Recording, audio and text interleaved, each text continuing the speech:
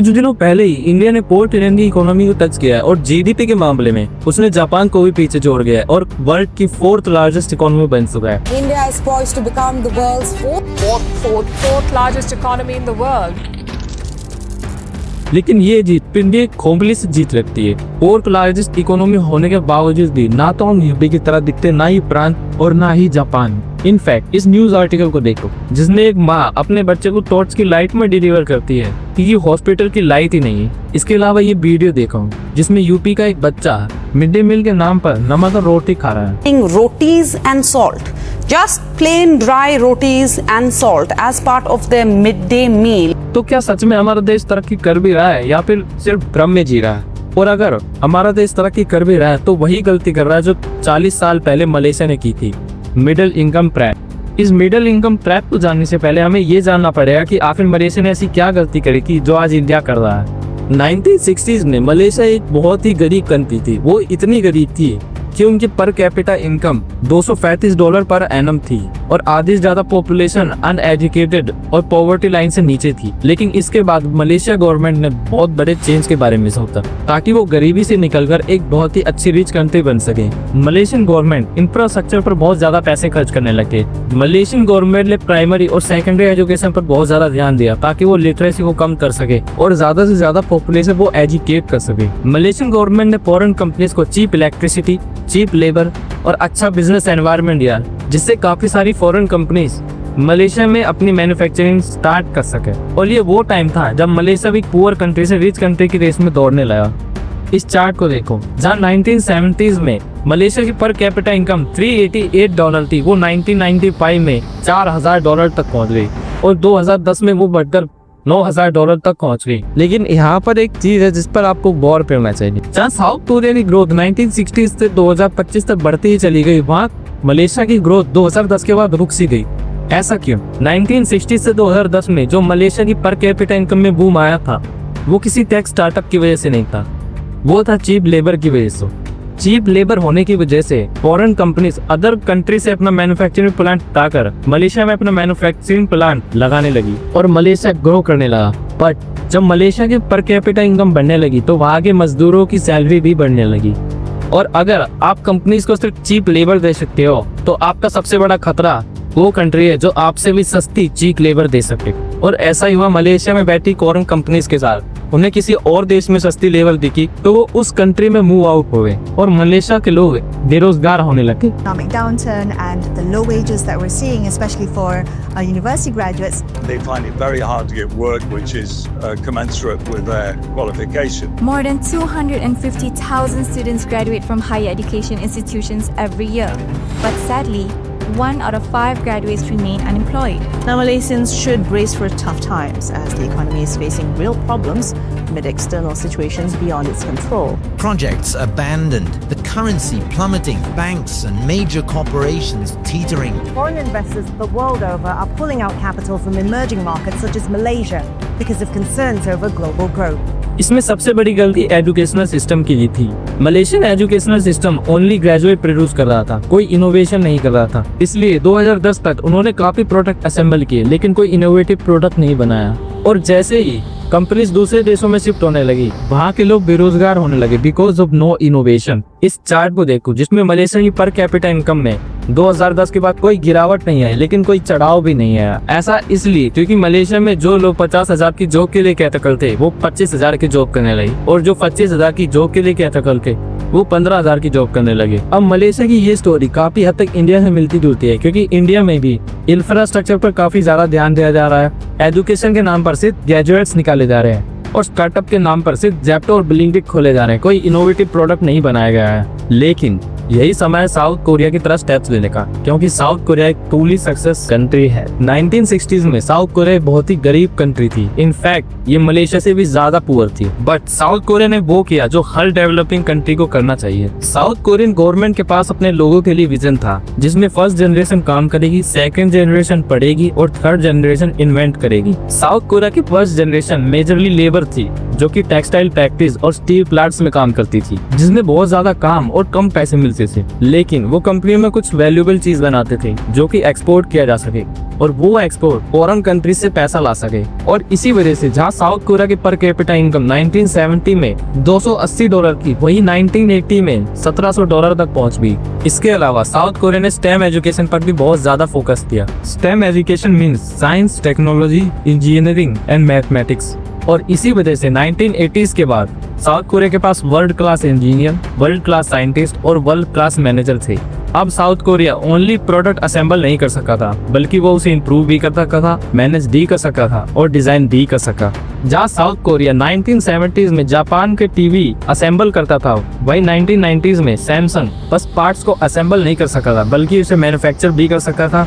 इसके अलावा वो खुद की टीवी स्क्रीन बनाता था, खुद की चिप्स बनाता था और ग्लोबली एक्सपोर्टेबल मोबाइल डिस्प्लेस बनाता था। और इसी वजह से आज सैमसंग वर्ल्ड की मोस्ट प्रीमियम मोबाइल कंपनी को अपनी स्क्रीन सेल करता है। आप समझ गए होंगे मैं बात किसकी कर रहा हूँ। और आज सैमसंग साउथ कोरिया का इतना बड़ा जायंट बन चुका है कि साउथ कोरिया की जीडीपी का 20% अकेला सैमसंग ही कंट्रीब्यूट करता है। And this is the real value creation. और अब आती है बारी इनोवेटर्स की जनरेशन की। जहाँ साउथ कोरिया पहले से टीवी पार्ट्स असेंबल करता था, वहीं साउथ कोरिया अब ऐसे वर्ल्ड क्लास प्रोडक्ट बना रहा है जो कि पूरे वर्ल्ड में सबसे ज्यादा डिमांडेड है। सैमसंग अपने मोबाइल्स बना रहा है, Hyundai अपनी कार्स बना रही है और LG अपनी डिस्प्लेस बना रही है। साउथ कोरिया के लोग अपने बिजनेस के लिए नए नए पेटेंट्स ले रहे हैं ताकि वो अपने बिजनेस को और आगे बढ़ा सके और अच्छा टेक स्टार्टअप चालू कर सके।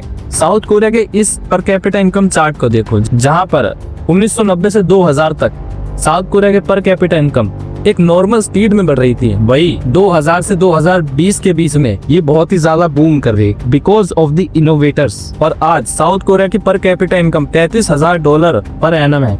इसे कंपेयर करें इंडिया से तो इंडिया की मात्र $2400 पर एनम है। जहाँ Hyundai एक टाइम तक बहुत ही चीप कार बनाता था, वही आज luxury car, electric car, hydrogen car और इवन फ्लाइंग कार भी बना रहा है, जो कि ग्लोबली रिस्पेक्टेड और डिमांडेड है। अब साउथ कोरिया की बहुत ज्यादा तारीफ करने के बाद चलो इंडिया पर आते हैं। आखिर हमारा इंडिया किस हालत में है?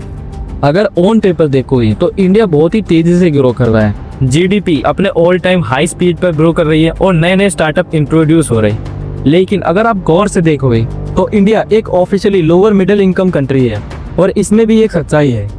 आपको लगता होगा कि इंडिया एक इकोनॉमिकल कंट्री है, बट नहीं, ये 3 अलग अलग इकोनॉमिकल कंट्री है, जिसमें 140 करोड़ में जो टॉप 120 मिलियन लोग हैं वो रियल रिच लोग हैं और वो रियल रिच लाइफ जीते हैं। जब मन करता है वोकेशन पर चले जाते हैं, जब मन करता है जोमेटो से अपने मनपसंद का खाना ऑर्डर कर लेते हैं और इनकी पर मंथ इनकम $15,000 से भी ज्यादा है। और इनके बाद आते हैं 300 मिलियन लोग जो कि गरीबी रेखा से ऊपर तो चले गए हैं, लेकिन कोई एक ऐसी बीमारी हुई और ये फिर गरीबी रेखा से नीचे आ जाएंगे। और इनकी per capita income 2 lakh per annum है। और फिर आते हैं लास्ट 1 बिलियन लोग जिनकी per capita income $1000 per annum है। और ये सच में साउथ अफ्रीका की तरह जीते हैं। आई रिपीट, ये सच में साउथ अफ्रीका की तरह जीते। ना ही इनके पास अच्छी इलेक्ट्रिसिटी है, ना ही टॉयलेट्स हैं और ना ही रहने के लिए कोई अच्छा घर है। और ये है इंडिया का सिस्टम फेलियर और इसके 3 बड़े रीजन है। पहला है एजुकेशन ट्रैप, जहां हम हर साल लाखों ग्रेजुएट्स प्रोड्यूस कर रहे हैं, उनमें से आधे लोग ही हैं जिनके पास वो स्किल है जो कि असलियत में मार्केट में डिमांडेड है। और ये कोई स्किल गैप नहीं है, ये है सिस्टम फेलियर। हमने स्टूडेंट्स को एग्जाम क्रैक करना तो बता दिया, लेकिन उन्हें वो स्किल नहीं दी जो असलियत में डिमांडेड है और उन्हें वो चीज सिखाई नहीं जो एक्चुअल में प्रॉब्लम सॉल्व करे। और इसका रिजल्ट हमें क्या मिला? कम सैलरी वाले इंजीनियर्स और अनस्किल्ड MBA डिग्री वाले ग्रेजुएट्स। चलो आपको इसको एक एग्जांपल से समझाता हूँ। यूपी गवर्नमेंट ने प्यून की जॉब के लिए 62 पोस्ट को रिलीज किया और उसके लिए अप्लाई पता है कितने लोगों ने किया? 93,000 लोगों ने, जिसमें 3700 PhD होल्डर, 28,000 पोस्ट ग्रेजुएट और 30,000 ग्रेजुएट थे। और इस जॉब का क्राइटेरिया पता है क्या था? Only 5th class. Well, in Uttar Pradesh, a report now that really illustrates what the job problem is in India. Over 90,000 people have applied for the vacancies, just 62 for government peons. Just 62 posts for peons at this UP Police Technical Wing, but a massive 93,000 applicants. What's shocking?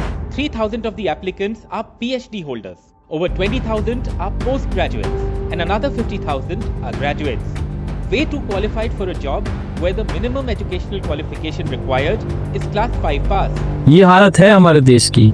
दूसरा सबसे बड़ा system failure है innovation deficient trap. आपको जानकर हैरानी होगी कि India अपनी जीडीपी का ओनली 0.7% R&D पर खर्च करता है। इसको कंपेयर करें साउथ कोरिया, जर्मनी और चाइना से, तो साउथ कोरिया अपनी जीडीपी का 5.21% R&D पर खर्च करता है, जर्मनी 2.68% और चाइना 2.56%।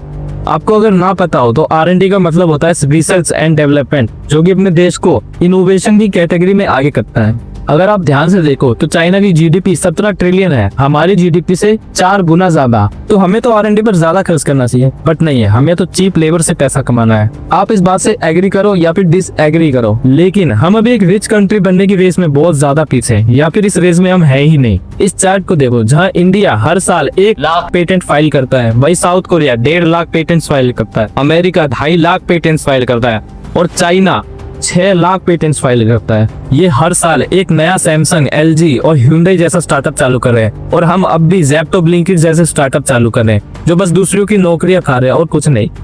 और इसमें सबसे बड़ा योगदान हमारे इंजीनियर कॉलेज का है, जो बस एक कॉपी पेस्ट मशीन प्रोड्यूस कर रहे हैं, कोई इनोवेटर्स नहीं। और तीसरा सबसे बड़ा सिस्टम फेलियर है, हमारे पास इतनी फैक्ट्रीज है ही नहीं कि हम सबको रोजगार दे सके। 2014 में मोदी जी ने हमें एक सपना दिखाया था कि वो इंडिया को फैक्ट्री ऑफ द वर्ल्ड बना देंगे। कि मोदी की गारंटी मतलब गारंटी पूरा होने की भी गारंटी। लेकिन शायद ये सपना हमारा सपना ही रह जाएगा। जहां 2014 में मैन्युफैक्चरिंग फैक्ट्री का शेयर जीडीपी में 15% था, वही 2025 में बढ़कर ओनली 17% हुआ है, जिसकी वजह से हमारी चीप लेबर हमेशा चीप लेबर ही रह जाएगी और उनकी सैलरी भी कभी नहीं बढ़ेगी।